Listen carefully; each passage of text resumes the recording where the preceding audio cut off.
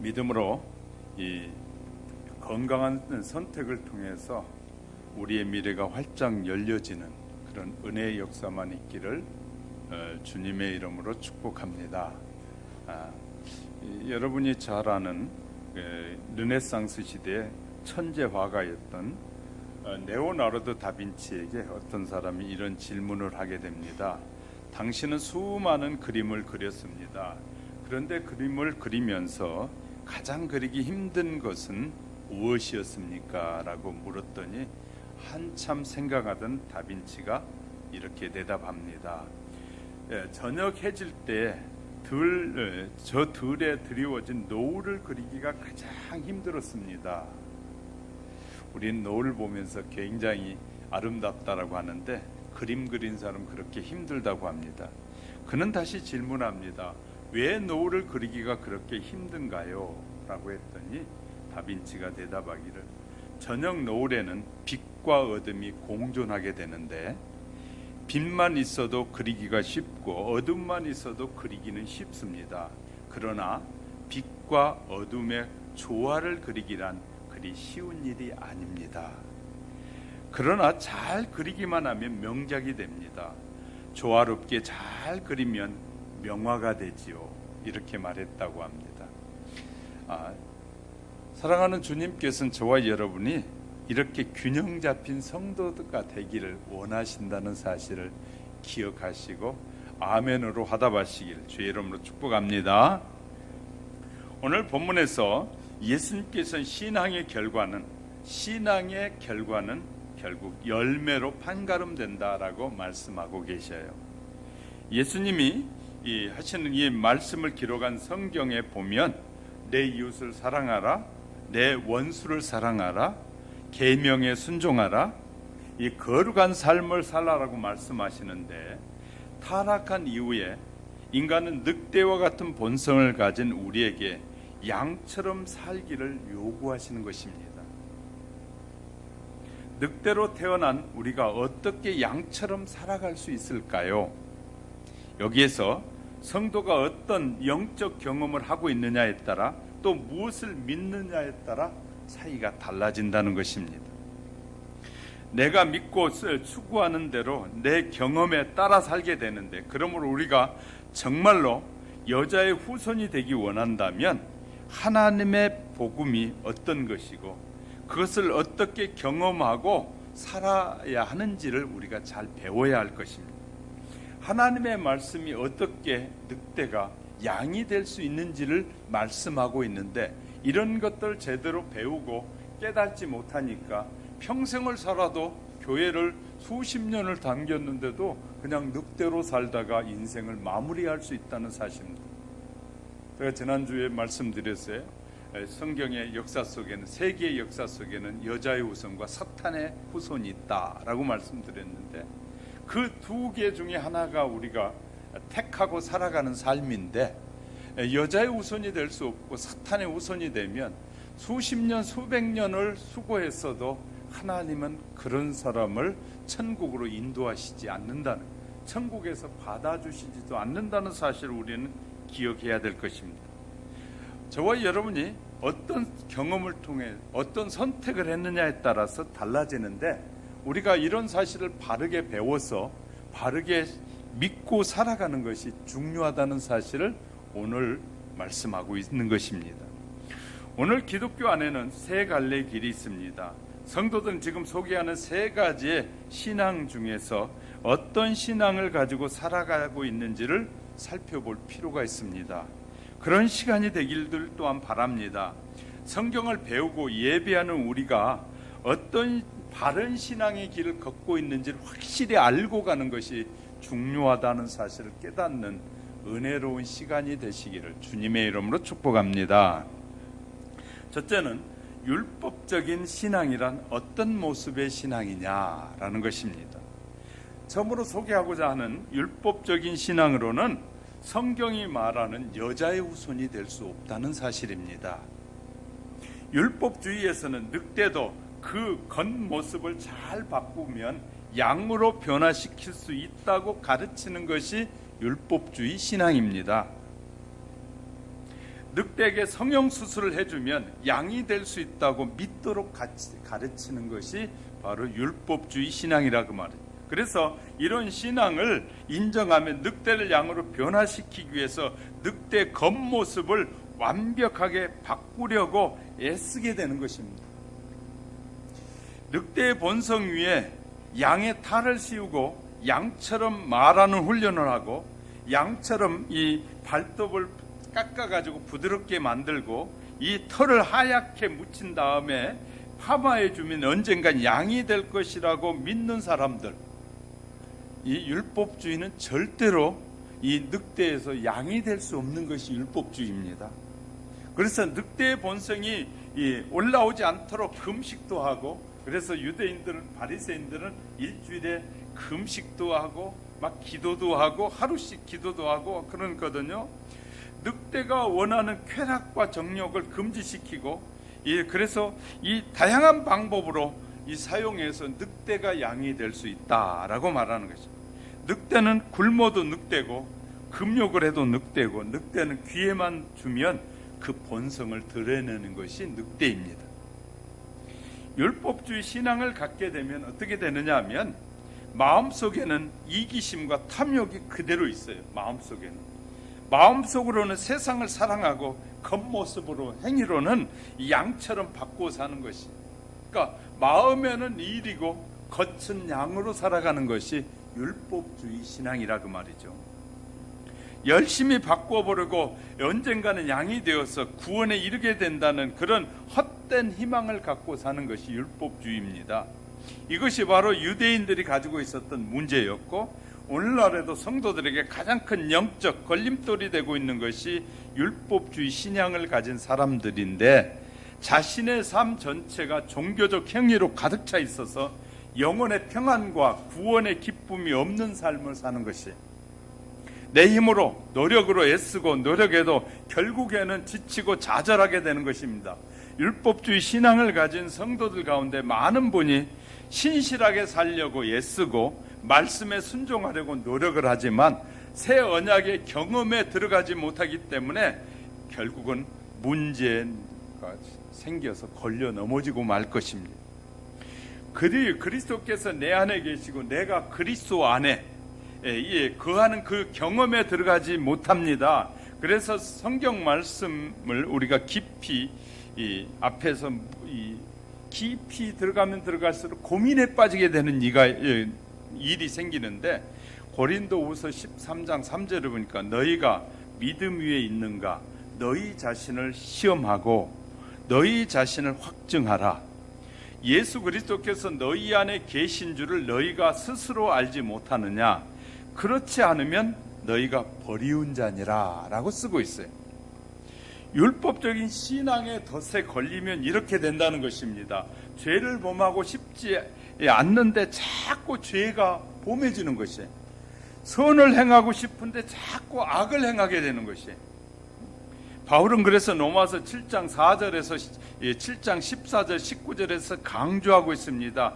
우리의 겉사람은 자꾸 세상을 닮아가는데 우리의 이 속사람은 또 불평하고 염려하고 그런다는 것이에요. 그러니까 속사람과 겉사람이 다르는 것을 율법주의 신앙이다라고 말씀할 수 있습니다. 그래서요, 이 말씀과 계명에 순종하고 싶은데 자꾸 불순종하게 되는 것이, 내가 원하는 삶대로 살지 못하고 노예의 모습으로 노예의 근성을 가지고 살아가는 것, 그래서 늘 정죄받는 느낌을 갖게 되고 양심의 가책으로 고통을 받는 절망을 품고 살아가는, 그래서 어느 때는 말씀을 듣다가 막 이런 말을 하잖아요. 나에게 정죄한다고, 나를 정죄한다고. 그래서 하나님의 종이 할 일이 없어서 사람을 정죄하겠어요? 내가 주의 종이 정죄하는 것이 아니라 성령님께서 정죄하시는데 사람이 정죄하는 것으로 여겨서 사람을 미워하기 시작합니다. 그래서 그 교회를 떠나게 되는 거예요. 하나님이 성령으로 정죄하는 것과 사람이 정죄하는 것을 구별하지 못할 때 우리는 갈등이 일어나게 되고, 그래서 교회를 떠나가게 되는 거죠. 목사님이 어떻게 내가 어려운 가운데서 이렇게 헌신하고 충성하는데 저런 말을 하지? 그런 말하는 것이 목사가 하는 것이 아니라 성령님께서 지금 깨닫고 더 좋은 믿음의 사람이 되게 하려고 가르쳐 주시는데 그렇게 듣지 않는 것이에요.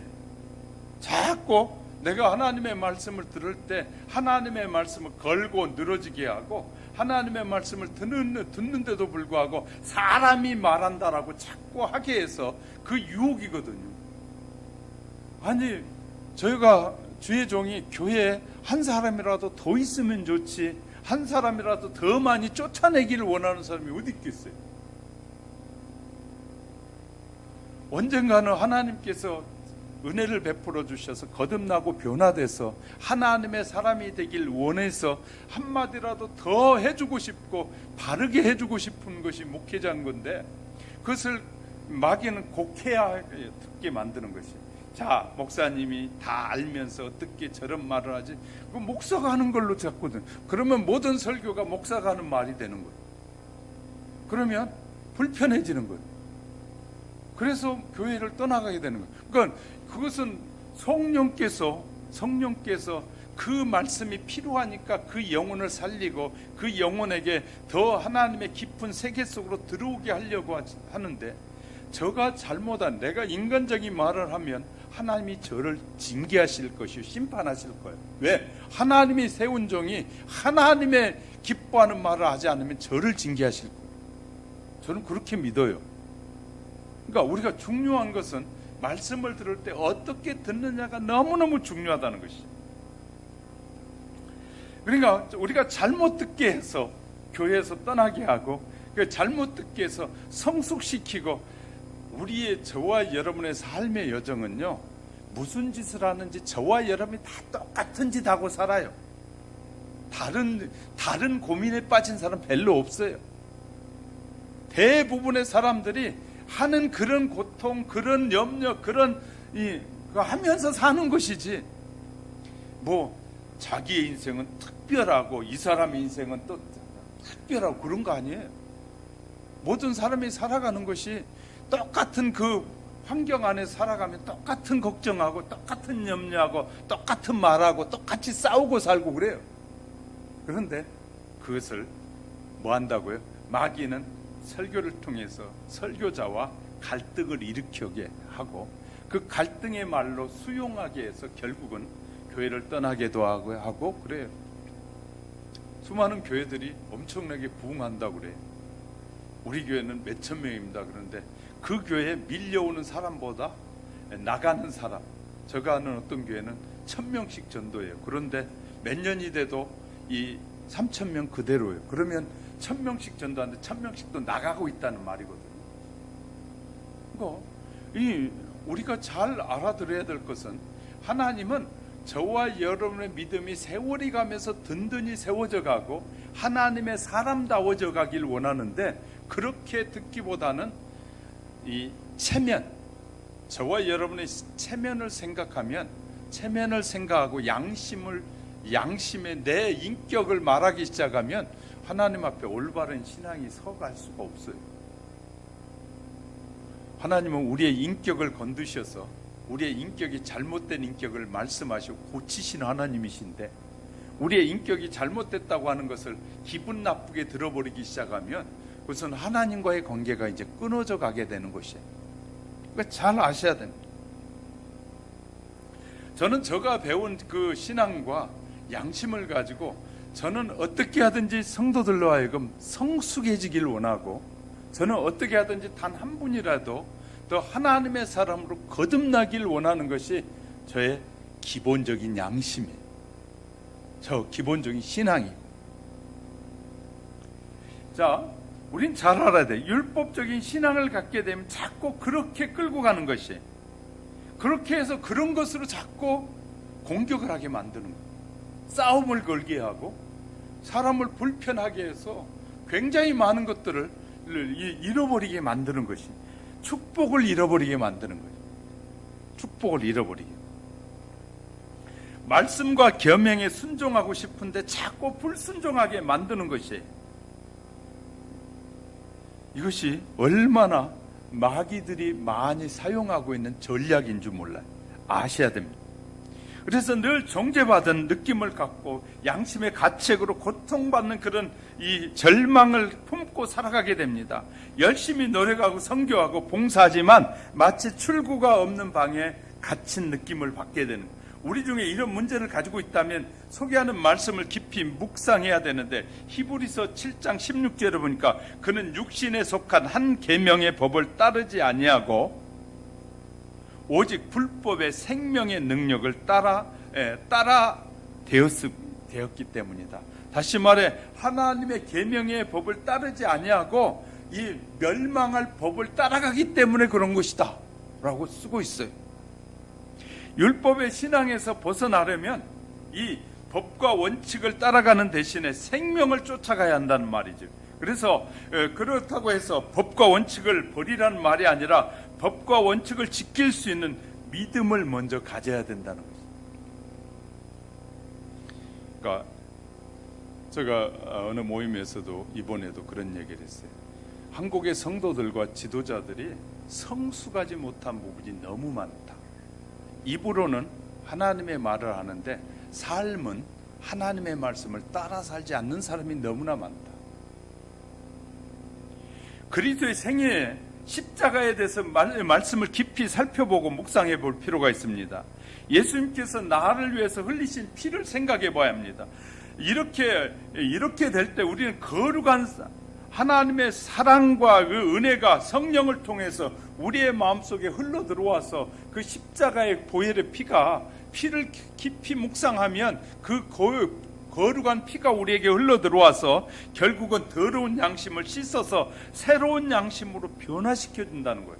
그러니까 저와 여러분이 무엇을 묵상하느냐? 나의 죄를 위해서 그리스도께서 십자가에서 물과 피를 아낌없이 쏟으시기까지 쏟으셨던 그 십자가를 깊이 묵상할 때, 다시 말해 그 십자가의 보혈이 저와 여러분을 새롭게 하실 수 있다는 것입니다. 그래서 이 히브리서 9장 14절, 그리스도의 피가 어찌 너희 양심을 죽은 행실에서 깨끗하게 하고 살아계신 하나님을 섬기게 하지 못하겠느냐.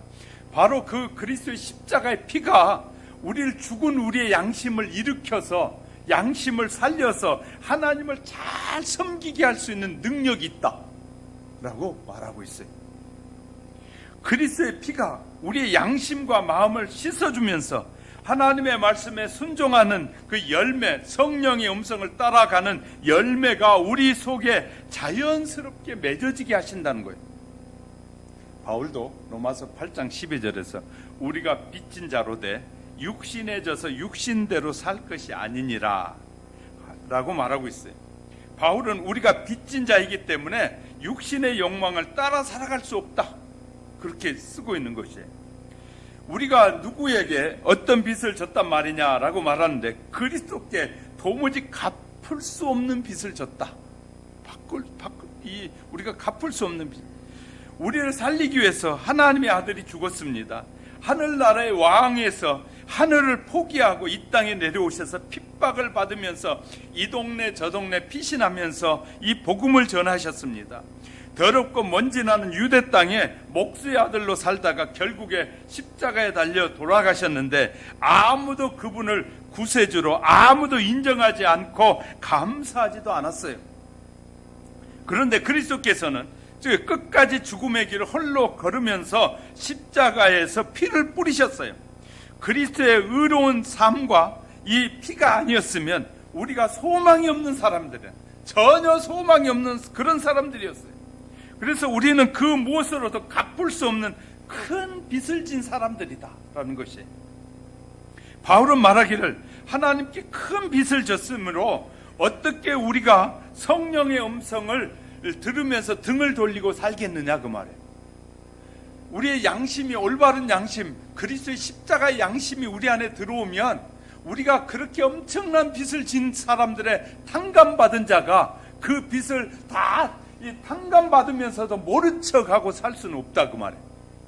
다시 말해 저와 여러분을 하나님께서 저와 여러분 부르셔서 구원해 주신 그 놀라운 은혜를 안다면 성령의 음성을 무시하고 살 수 있는 것 아니라 그 말이죠.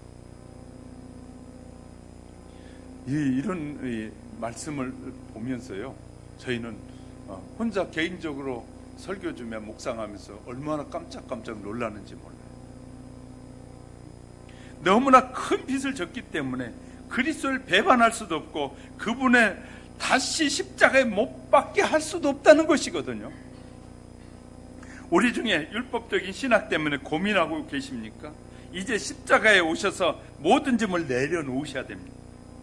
어두운 금욕주의와 허망한 율법주의를 내려놓고 그리스도께 빚진 자로서 살아가길 바랍니다. 하늘의 생명을 받아서 예수님과 동행하게 되면 하나님의 말씀과 계명을 좋아지게 되고 자연스럽게 하나님의 말씀과 계명 안에 거하는 그 하늘의 열매가 맺어지게 된다는 것입니다. 사람들은 많이 그렇게 해요.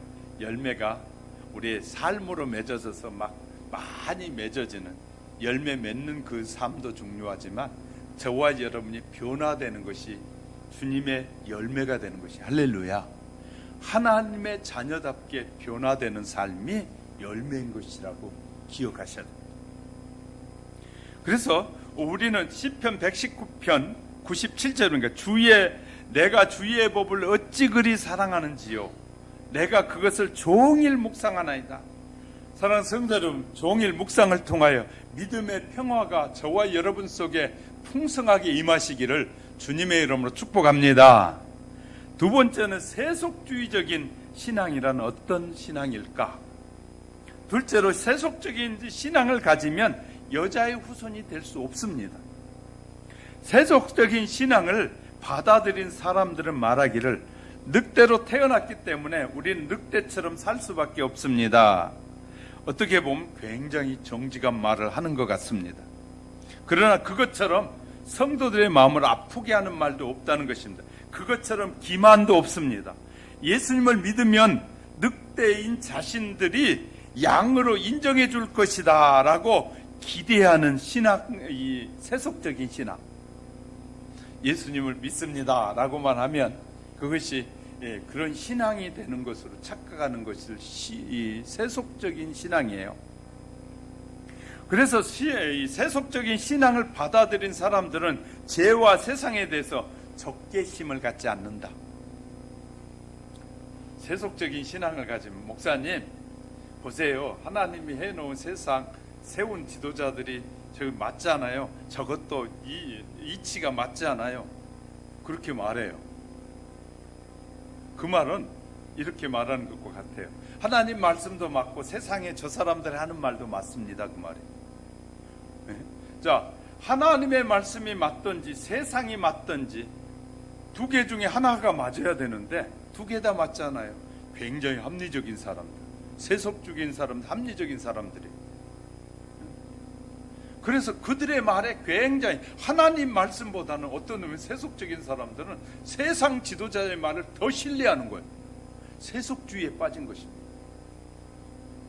하나님의 자녀가 됐으면, 내가 예수님을 나의 구주로 믿는다고 했으면 내 삶의 가장 우선순위가 하나님의 말씀이어야 되는데, 하나님의 말씀과 이렇게 두 개가 비교되어지기 시작하면 결국 누굴 따라요? 현실주의를 따라요. 현실의 지도자들이 나에게 유익을 주고 현실의 지도자들이 우리에게 좋은 걸 주니까 이것이 또 하나님의 뜻이다.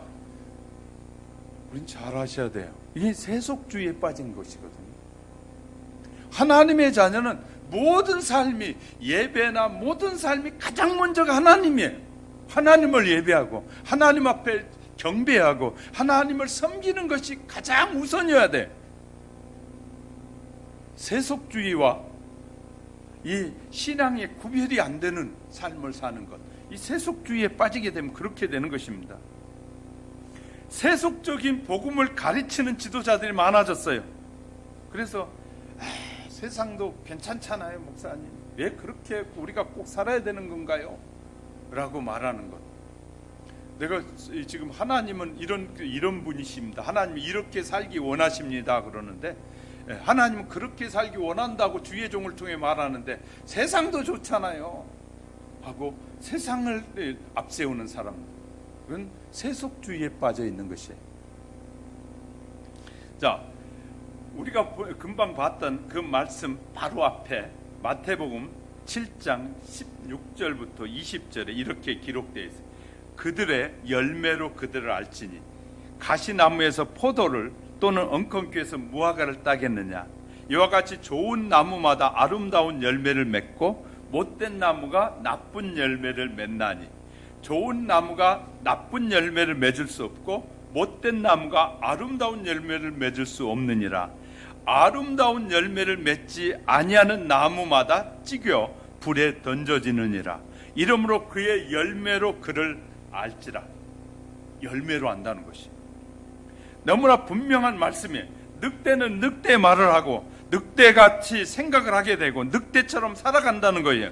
좋은 나무가 아니라 나쁜 나무라는 말이에요. 예수님은 주신 말씀에는 오해하거나 혼돈의 여지가 전혀 없어요. 우리에게 하신 말씀은 혼돈의 여지가 전혀 없어요. 오늘 기독교 안에 이상한 복음들이 인기를 끌고 있어요. 그들의 복음들은 한결같이 늑대의 모습 그대로 살아가고 구원받을 수 있다고 주장하는 거예요. 그래서 얼마나 많은 사람들이 이단에 빠집니까? 왜? 그들이 다 예수 믿는다고 하면서 이단에 빠져 있어요. 얼마나 놀라운 일인지 몰라요. 그래서 사람은 육신의 정욕을 끌려다니는 삶을 살 수밖에 없어요. 신천지를 통해서 이번에 다 드러내셨잖아요. 하나님이 드러내 보신 게 뭐예요? 너희 부모가 자꾸 거기 가는 거 싫어하면 집 나와라. 우리가 방 얻어줄게.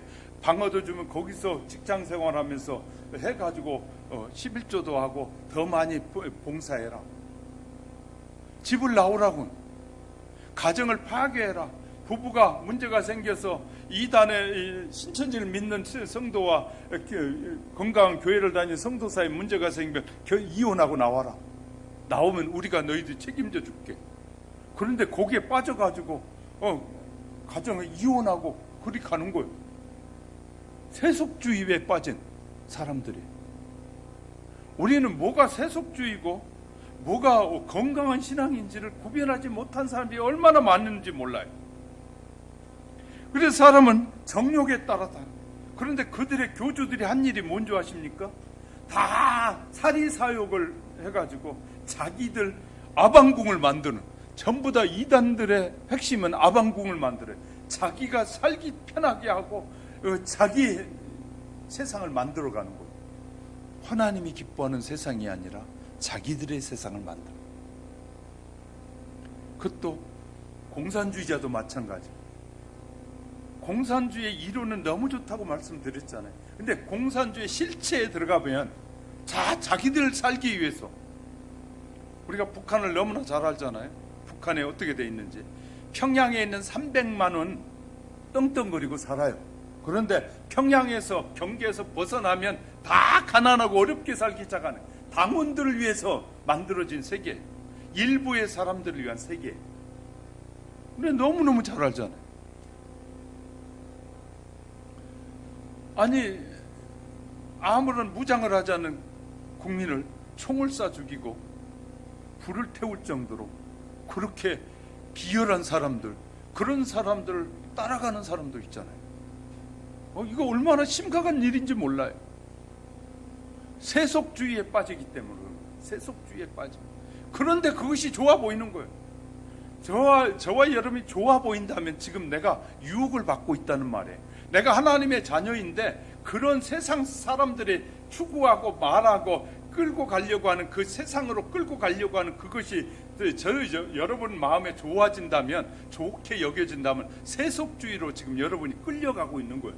자신도 모르는 사이에. 내가 하나님을 믿는다고 입으로는 고백하는데 내 삶에는 세속주의가 나를 지금 끌어가고 있는 것이에요. 지금 믿음이 흔들리고 있는 거거든요. 예수님은 거듭나고 거듭난 생애를 하나님께 온전히 드리는 바울이 경험을 이렇게 설명해요. 다시 말해 예수님으로 말미암아 거듭나고 그 은혜를 깨달은 바울이 고백하는데, 갈라디아서 5장 16절에 내가 이르노니 너희는 성령을 쫓아 행하라. 그리하면 육체의 욕심을 이루지 아니하리라. 성령을 쫓아 살아가면 육체가 원하는 그 좋아 보이는 것들이 싫어진다는 거예요. 세상이 아름답게 포장해 놓고 우리를 유혹하는 것들이 싫어지게 된다는 거예요. 성령을 따라 살면. 자, 우리가 잊지 말아야 합니다. 하늘은 창조 이전에 루시퍼의 반역으로 인해 천사들의 3분의 1을 잃어버린 뼈아픈 경험을 한 것이 천국이에요. 그 하늘의 천사들이 반역하는 그 정신과 불순종을 일으켰던 그들이 만약 늑대 같은 사람이 구원받아서 천국에 들어간다면 변화되지 않는 성품과 반역 때문에 또 한 번의 우주의 전쟁이 일어날 수밖에 없는 거예요. 우주의 전쟁. 그러면 성경은 늑대 정신으로 사는 악인들에게 반드시 형벌이 내려질 것이라고 말해요. 베드로를 통해서 베드로서 2장 4절 10절에 경고하는 말씀을 주셨어요. 세월이 흐르면서 좋은 열매가 저와 여러분 속에 맺어지시길 주님의 이름으로 축복합니다.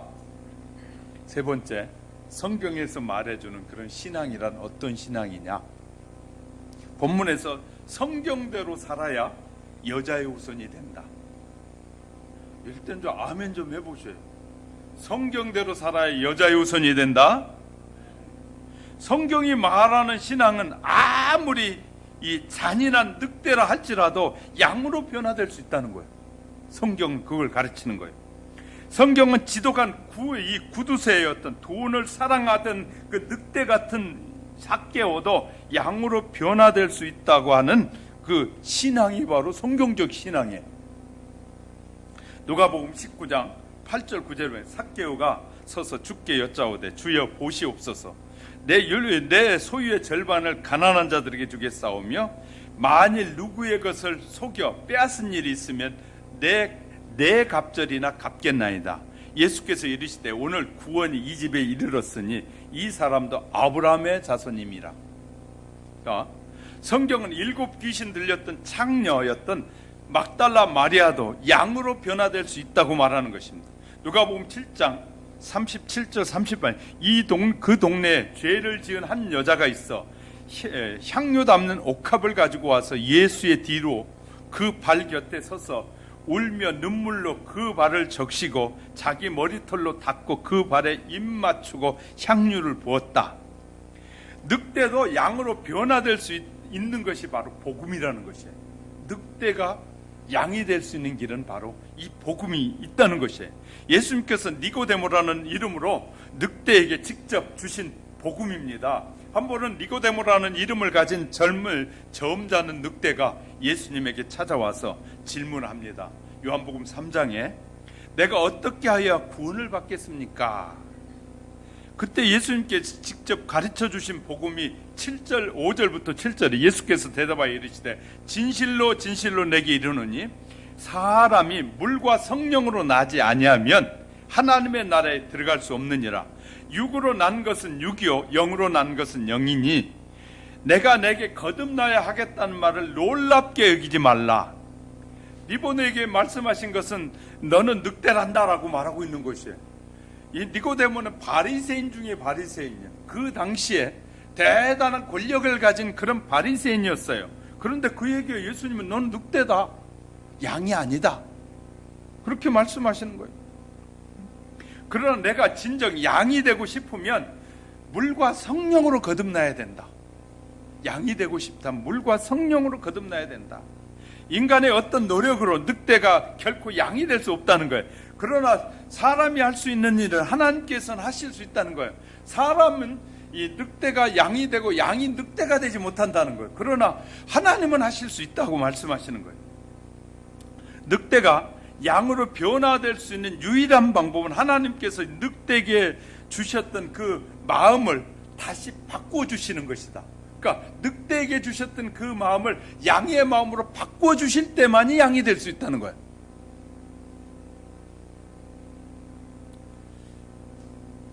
예, 재미난 이런 예화가 있더라고요. 이 캐나다의 어느 부부가 결혼해서 아이를 낳았는데 아이를 낳자마자 아내가 죽게 돼요. 그랬더니 남편 혼자 이 아이를 기르기 시작했어요. 이렇게 좀 크니까 이 아이 때문에 어디 가야 될 때를 가지 못하는 그런 안타까운 일이 많이 생기게 됐어요. 그러니까 그래서 잘 훈련된 개를 한 마리 데려다가 이 아이 옆에 놓고 다니면 그래도 내가 시간을 내서 어디 다닐 수 있겠다 싶어서 잘 훈련된 개 한 마리를 데려다가 이렇게 아이 옆에 뒀어요. 그리고 이제 아이와 이 개가 친하게 됐어요. 그래서 이제 가끔 나갔다 오기도 하고, 그럼 개가 옆에 있으니까 아이를 안심하고 맡기고 나갔다 오기도 하고 했는데, 어느 날 밖에 나갔다가 일이 꼬여가지고 시간이 훨씬 많이 걸리는 날이 있었어요. 그래서 저녁 늦게쯤 돼서 집에 돌아왔는데, 집에 돌아오자마자 가장 먼저 반기는 것이 개가 반기는데 개의 입에 피가 묻어 있는 것이었어요. 그것을 보는 순간에 이 사람 너무너무 화가 나니까 가지고 있던 그 사냥용 총을 가지고 꺼내가지고 개를 그냥 그 자리에서 그냥 쏴 죽여버렸어요. 왜? 이 주인의 마음에는 이 개가, 사냥개가 이제 내 자식을 묻어뜨려 주겠다고 생각한 것이었어요. 그러고 나서 안에 들어가서 찾아보니까 저 방 구석에 자기의 자녀가 거기에서 움츠리고 있었어요. 그 순간에 뭐 실수했구나 싶어서 밖에 나가보니까 늑대 한 마리가 밖에 이 개와 싸워서 물려 죽어 있는 것이었어요. 근데 개를 살펴보면 개 다리에 늑대가 개 다리를 물어가지고 피가 낭자했던 것이에요. 우리가 실수하게 되면 잘못된 우리의 생각과 사상에 빠져 있게 되면 엄청난 실수를 하게 된다. 엄청난 실수. 무슨 일이든지 차분하게 그 일을 살펴보고 자세히 들여다봐야 되는데, 그러지 않고 선입관을 갖고 살면 심각한 문제가 생기는 거예요. 자, 우리는 기억해야 됩니다. 신앙생활은 선입관 가지고 하면 안 됩니다. 선입관 가지고. 우리는 철저하게 뭐 해야 된다고요? 하나님의 말씀 앞에 서고 말씀 중심의 삶을 사셔야 돼요. 그러니까 결국은 하나님께서 이 늑대에게 양의 마음을 불어넣어 주셔야 되는데, 그러면 어떻게 양의 마음을 불어넣어 주실 수 있느냐? 하나님의 말씀에 순종하고, 이 수술대 위에 올라오라. 그러면 사람이 수술대에 올라가 가지고 수술하는 그 의사의 손을 믿고 맡겨야만이 이렇게 되는데, 믿고 맡기면 하나님이 그 양을, 이 늑대의 가슴을 열어서 그 마음속에 이 양의 마음을 부어 넣어 주시는데, 믿지 않으면 믿어지지 않는다. 넣어줄 수 없다는 거예요. 수많은 사람이 암 수술을 하잖아요. 수술할 때 미리 다 받잖아요. 보호자도 사인을 받잖아요. 혹시 수술하다가 문제가 생겨도 저희가 책임지지 않습니다. 그거 사인하지 않으면 수술하지 않고 데려가라 그래요. 그냥 집에 가세요 하고 내보내잖아요. 결국은 의사를 믿고 맡길 때만이 수술하는 거잖아요. 그죠? 맞습니다. 하나님께서는 우리가 하나님을 믿고 나를 수술해서 내가 늑대인데 나와 같은 삶이 양의 삶으로 바뀌어지게 해달라고 주님 앞에 맡길 때, 그것을 믿을 때 주님은 우리를 양으로 바꿔주게 해주신다는 거예요. 할렐루야. 바꿔주신다. 그래서 바울도 이렇게 말합니다. 빌립보서 2장 5절에 너희 안에 이 마음을 품으라. 곧 그리스도 예수의 마음이니, 늑대의 본성을 가진 우리가 예수님의 마음을 품는 것이 창조의 역사예요. 할렐루야.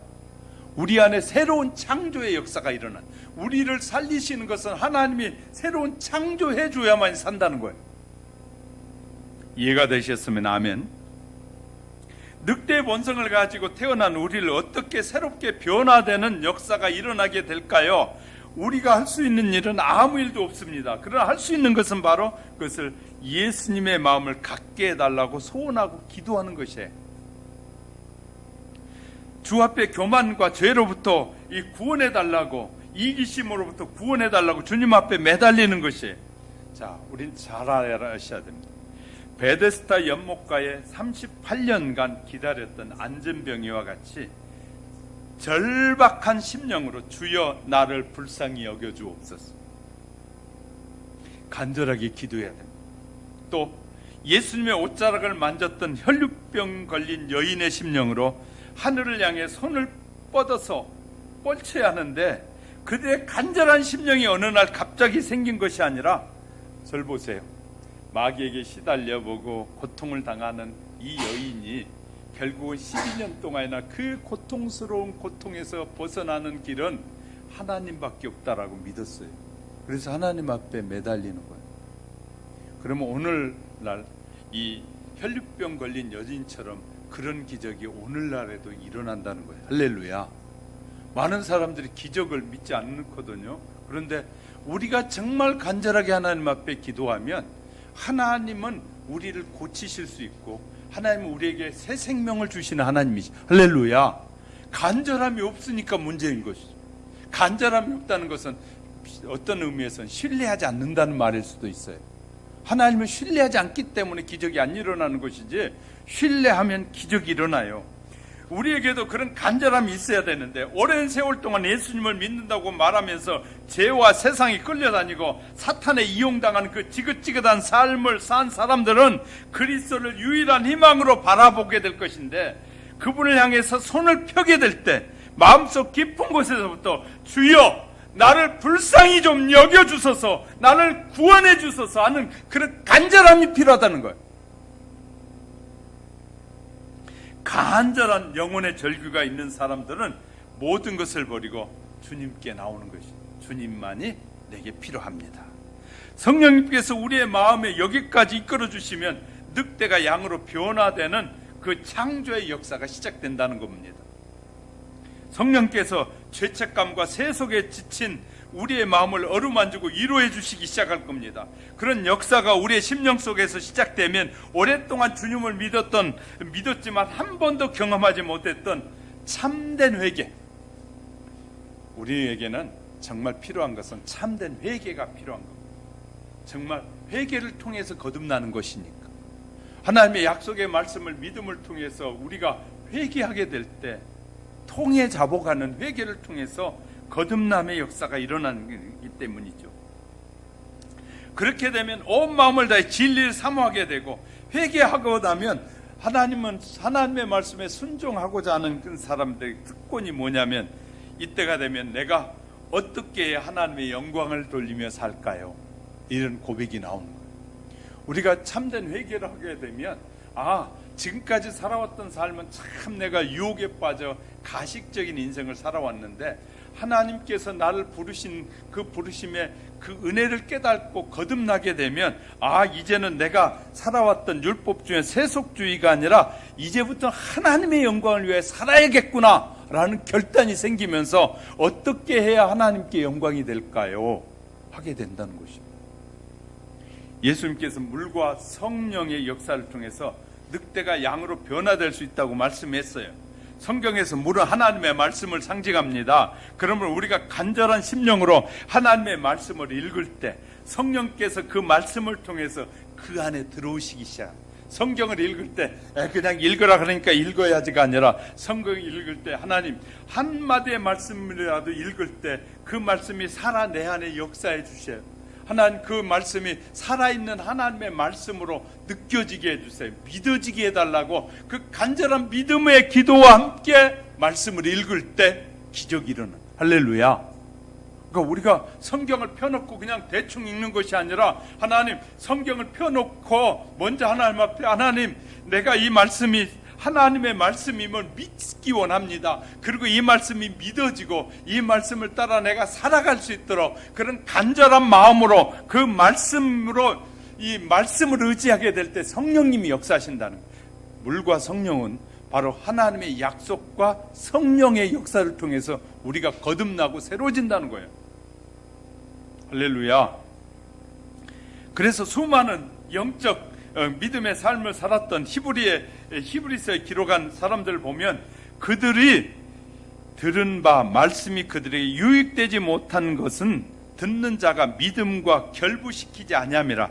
믿음으로 이 말씀을 보려는 마음이 없이 성경을 읽었기 때문에 하나님의 말씀이 내 안에 살아 역사하지 않는다는 거예요. 내가 성경을 읽을 때 펴놓고 읽으면서 하나님이 이 말씀이 살아있는 말씀이 돼서 내 삶을, 내 마음을 움직이고 내 마음을 변화시켜서 하나님의 자녀답게 살게 해달라는 그 간절함이 없이 성경을 읽으면 그냥 지식적으로 이해하게 되고 그냥 하나의 지식으로 끝나게 된다는 거예요. 그렇지만 저와 여러분이 성경을 읽을 때, 그런 마음으로 읽을 때 역사하신다고. 그래서 예수님은 요한복음 8장 30절 진리를 알지니 진리가 너희를 자유하게 하리라. 진리가 우리 안에 깨달아지게 되면, 하나님의 말씀이 우리 안에 깨달아지게 되면 그 진리가 우리를 자유하게 하는데, 모든 얽매인 것에서부터 자유하게 되고 우리를 붙잡고 있는 모든 유혹에서부터 우리가 자유하게 된다는, 할렐루야, 평안해진다는 거예요. 그뿐만 아니라 요한복음 17장 17절 너희는 진리를 거룩하게 하옵소서. 아버지의 말씀은 진리이다. 그렇게 고백하라는 거예요. 그러니까 진리는 거룩하게, 진리로 나를 거룩하게 해주옵소서. 진리는 하나님의 말씀이니까 하나님의 말씀으로 나를 거룩하게 해달라고 하나님 앞에 기도하라는 거예요. 할렐루야. 예수님 물과 성령의 역사로 우리의 마음에 시작되면서 이 성경에 소개한 위대한 믿음의 사람들이 왜 그렇게 살았는지, 왜 그런 신앙을 가졌는지 이해하게 된다는 거예요. 믿음으로 보지 않으면, 여러분이 잘 아는 예수님의 말씀, 자신의 머리카락으로 씻겼던 막달라 마리아의 믿음을, 그 마음을 어떻게 이해하겠습니까? 어떻게 막달라 마리아는 선한 여인이, 몸을 파는 그런 죄 많은 여인이 어떻게 해서 예수님에게 가서 그 예수님의 이 향유를 부으시면서 자기의 머리를 풀어가지고 예수님의 발을 닦을 수 있었느냐? 그 믿음이 이해가 되지 않는데, 말씀이 깨달아지고 진리가 깨달아지면 그런 애통한 마음이 이해되어지기 시작한다. 왜냐하면 내 속에는 그런 마음이 생겨나기 시작하기 때문에. 회당장 삭개오가 회당에 당연한 것을, 회개가 당연한 것처럼 느껴지게 되는 것이 아닙니다. 어떻게 해서 모세는 자기가 애굽의 왕이 될 수 있는 왕자를 버리고 어떻게 쫓겨나서 40년 동안 광야에서 살겠습니까? 우리는 기억해, 그 사람들이, 믿음의 사람들이 이해가 되기 시작하는, 성경 이해되집니다. 믿음이 생기면, 왜 이런 사람들은 그렇게 위대한 걸 다 포기하고 따라가는구나, 이해가 되기 시작합니다. 우리는 세상의 존귀한 것만 생각하지 우리의 인생의 영원한 존귀함을 빼앗길 때가 너무나 많은 거죠. 우리의 마음과 생애 전체가 하나님께 드려지게 되면 성경이 더 어렵고 지루한 책으로 여겨지지 않습니다. 그래서 이제 이 성경이 믿어지기 시작하잖아요. 그러면 어떤 사람은 성경은 우리에게 너무나 많은 이 모든 것을 우리에게 죄악을 가져다 주고 죄만 깨닫게 하고 우리에게 무거운 짐을 지운다고 그래요. 그렇게 살기 싫은 것은 세속주의와 율법주의에 빠져 있기 때문에 하나님의 말씀이 무거운 짐이 되는데, 하나님께서 우리의 마음을 바꾸어서 이 늑대가 아니라 양의 마음을 부어 넣어 주시면 하나님의 말씀이 짐이 아니라 즐거움으로 순종하게 된다. 할렐루야. 교회 헌신하고 봉사하는 것이 어거지로 어쩔 수 없이 하는 사람은 기회만 되면 교회에 안 나오는 게 좋아지고, 기회만 되면 내가 맡은 일을 안 하는 게 축복이라고 말하는데, 하나님의 은혜를 깨닫고 말씀이 깨달아지면 좀 일 좀 맡겨주시지요라고 하게 되는 거예요. 왜? 그것이 내게 축복이니까. 저와 여러분이 수많은 건 방법으로 주님의 교회를 섬길 수 있잖아요. 우리에게 재능으로 하기도 하고 물질로도 하고 우리의 삶을 통해서 하는 일이 내가 즐거움으로 하면 그것은 성령이 역사하고 계시는 거예요. 할렐루야. 그런데 억지로 안 하면 곤란하지, 그런 세상적인 사고방식을 가지고 있다면 아직도 세속주의에 빠져 있는 거예요. 그런데 그 일이 저 일은 내가 해야 되겠다, 저건 내가 해야지 하고 싶어지는 마음은 성령님께서 여러분을 인도하고 계시는 거예요. 그러니까 성령의 인도하심과 마귀가 우리 안에 일하고 있는 것을 구별하지 못할 때가 너무나 많은 것이죠. 우리는 근데 성경이 믿어지기 시작하잖아요. 그러면 그것이 구별되어지고 보여지기 시작합니다. 여러분이 기도 안 하지만 저는 기도한다고 말씀드렸잖아요. 하나님, 성경 66권을 통해서 우리를 완전하게 구원해 내시는데 부족함이 없기 때문에 66권을 성경으로 해서 정경이다 해서 딱 마무리를 해 주셨어요. 이 말씀 안에서 이 말씀만 따라 살면 저와 여러분의 인생이 완전히 구원 얻는데 전혀 지장이 없는 말씀으로 정리되어 있어요. 나는 이 말씀을 믿기 때문에 창세기서부터 계시록까지 말씀들이 잘 이해되어지고 믿어지고 그 말씀을 따라 살아갈 수 있도록 해달라고 늘 기도하는 거예요. 저도 마찬가지입니다. 여러분도 마찬가지여야 돼요. 그리고 하나님의 말씀에 하나님이 하는 일에 내가 기쁨으로 참여할 수 있게 해달라. 제가 총에 나가서 일하려면 시간도 많이 투자해야 되고 많은 물질도 투자가 돼야 돼요. 왜냐하면 거저하는 일이 아니기 때문에. 그럼에도 불구하고 나는 하나님이 기뻐하는 일이라면 하고 싶다고 말해요. 하나님이 기뻐하는 일이라면 조금이라도 내가 손해보더라도 그 일에 우선으로 하고 싶다는 거예요. 하나님의 영광을 위해서. 저와 여러분이 교회, 우리에게 맡겨진 교회를 위해서 내게 주어진 그 시간과 이 세월은 다 지나갈 수밖에 없어요. 지나고 나서 후회할 필요 없잖아요. 우리가 지금 최선을 다하면, 하루하루 최선을 다하면 후회할 일은 없어요. 그러나 내가 지금 해야 될 성령의 음성을 내가 거부하면 나중에 반드시 후회할 일이 생겨요. 우리는 성령의 음성을 잘 듣고 따라가면, 말씀드렸잖아요. 수천 명 교회, 수백 명 교회 천국에 들어가는 사람 30만밖에 안 된다고 하면 우리 교회는 숫자는 적어도 다 천국에 들어가면 제가 볼 때는 하나님 앞에서는 우리 교회가 큰 교회가 돼. 영적으로. 이때는 좀 믿음으로 아멘 하세요. 숫자가 많다고, 세상적인 숫자가 많다고 많이 천국에 갈 것이고 숫자가 적다고 적게 갈 것이라고 생각하는 것은 세속적인 생각이에요. 적은 교회에서도 예를 들어 우리 교회에서 여기 20명이 다 천국에 들어가면, 주의 말씀에 순종에 들어가면 수만 명의 교회 모이는데 거긴 다 인본주의로, 세속주의로 빠진 사람들이 가득한 교회, 그 교회하고 비교가 되겠어요?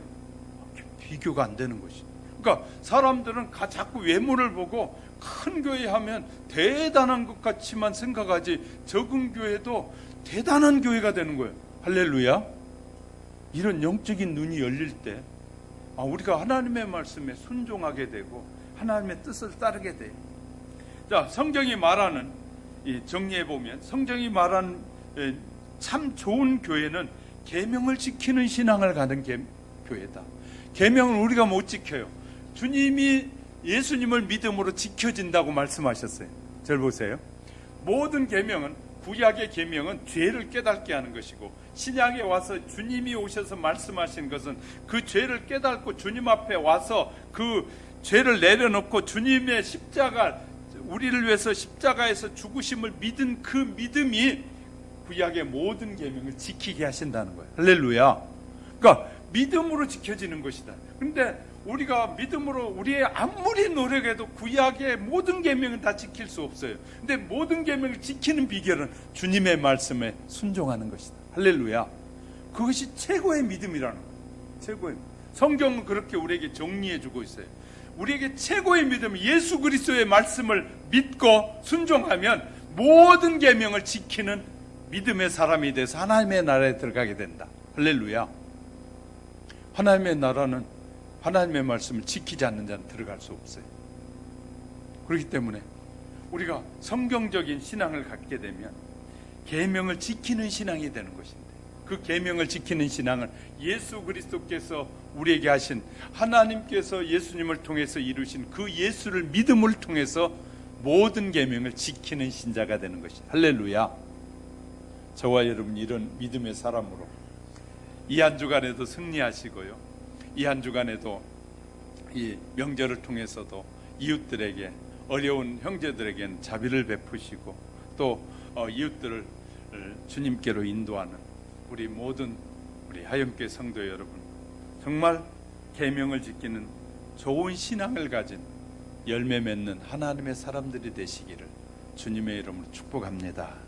축복합니다.